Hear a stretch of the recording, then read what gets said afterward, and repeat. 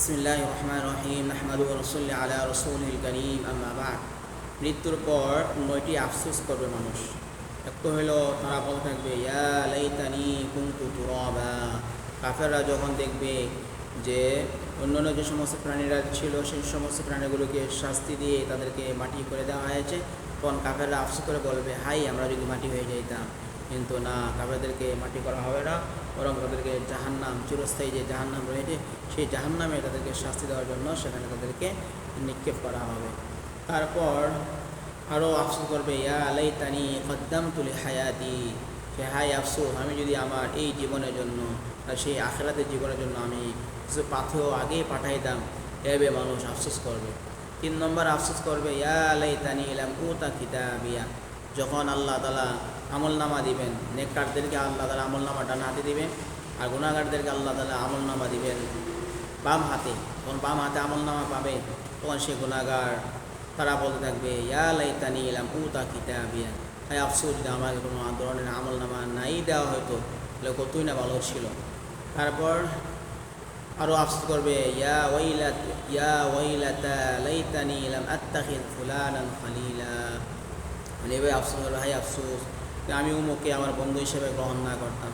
তখন দেখবে হাসরের মাঠে বন্ধুর কারণে সে খারাপ কাজ করেছে, সে ঈমান আনিনি, সে গুনার কাজ করেছে, তখন সে আফসোস করে বলবে হাই আমি যদি অমুক ব্যক্তিকে আমি বন্ধু হিসেবে গ্রহণ না করতাম তাহলে আমার জন্য কতই না ভালো ছিল।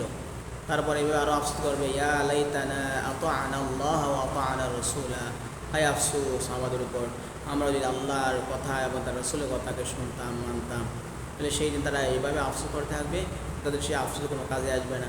আরও আফসোস করবে ইয়া লাইতানি ইত্তাখাযতু মা'আর রাসূলি সাবিলা, হায় আফসোস যদি আমি রসুলের সাথে আমি চলতাম, রসুলের পথে আমি যদি চলতাম, রসুলকে যদি আমি বন্ধু বানাইতাম, সেই দিন এইভাবে আফসোস করতে থাকবে, কিন্তু তাদের সেই আফসোস, সেই আকাঙ্ক্ষা, সেই আক্ষেপ কোনো কাজে আসবে না।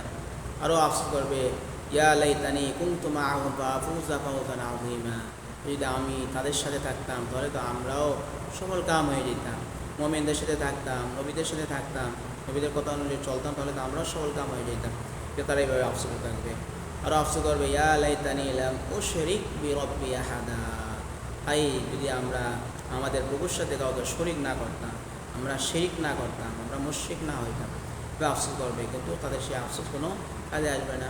আরও আফসোস করবে 9 নম্বর আফসোস ইয়া লাইতানা নুরাদ্দু ওয়া লা নুকাযযিবু বিআয়াতি রাব্বিনা ওয়া নাকুনা মিনাল মুমিনিন, হাই আফসোস আমাদেরকে যদি দুনিয়াতে আবার ফিরিয়ে দেওয়া হয়তো তখন আমরা আমাদের প্রভুর নিদর্শনগুলিকে আমরা অস্বীকার করতাম না এবং আমরা মুমিনদের অন্তর্ভুক্ত হয়ে যেতাম। এমন যদি হয়তো যে আমাদেরকে দুনিয়াতে ফিরিয়ে দেওয়া হয়েছে আর আমরা আল্লাহ তাআলার নিদর্শনগুলিকে আমরা আর অস্বীকার করতেছি না এবং আমরা মুমিনদের অন্তর্ভুক্ত হয়ে গেছি, এমন যদি হয়ে তাহলে কতই না ভালো ছিল। তাদের সেই আফসোস থেকে যাবে, কোনোদিন তাদেরকে আর দুনিয়াতে পাঠানো হবে না নেক কাজ করার জন্য। মানুষ দুনিয়াতে একবারই আসে, যখন সে চলে যায় আর সে আর ফিরে আসে না, তাকে সে আর সুযোগ দেওয়া হয় না। তো এই যে ধরনের 9 ধরনের আফসোস মানুষ গিয়ে আখিরাতে গিয়ে করবে, আল্লাহ তাআলা আমাদেরকে ওই আখিরাতে যাওয়ার আগেই তার সামানা কামাই করার, সেখানে যাওয়ার আগে দুনিয়াতে এমন কাজ করার তৌফিক দান করুন যে কাজ করলে পরে আখিরাতে গিয়ে আর আফসোস করতে হয় না। আল্লাহ আমাদেরকে হেফাজত করুক। আসসালামু আলাইকুম।